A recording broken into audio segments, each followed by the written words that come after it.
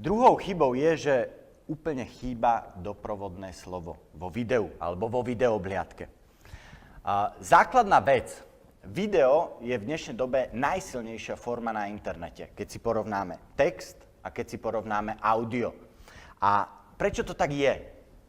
Pretože video dokáže ovplyvňovať dva naše zmysly.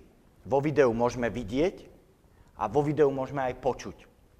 Čiže keď sú tam iba obrázky a divák nič nepočuje, je to úplne ten istý príklad ako obhliadka naživo.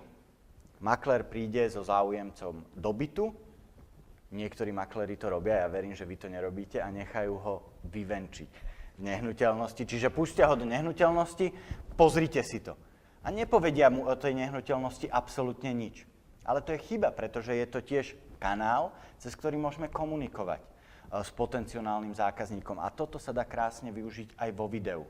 A ty si obchodník, naši diváci sú obchodníci, dobre vieš, aj naši diváci dobre vedia, že čím viac zmyslov dokážeme ovplyvniť, tak tým lepšie dokážeme odovzdať to posolstvo, tú myšlienku potenciálnym zákazníkom. Takže nevyužívať sprievodné slovo je chyba.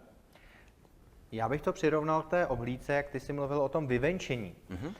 Vlastně, když jdeme na prohlídku fyzickou s tím zájemcem, tak každý schopný obchodník a makléř udělá zcela logicky to, že provede toho zájemce nemovitostí a vyzdvihne ty nejzajímavější věci.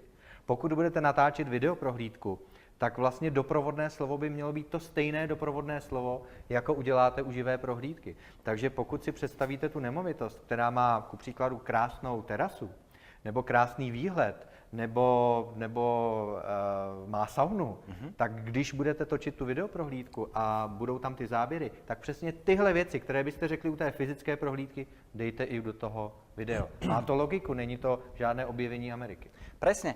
Krásny výhľad, kľudne môže byť záber na výhľad a povedať, pozrite sa, aký krásny výhľad tu máte. Vidíte rovno na les, kde sa môžete po práci prebehnúť, vyvetrať hlavu a naplno zrelaxovať. Napríklad.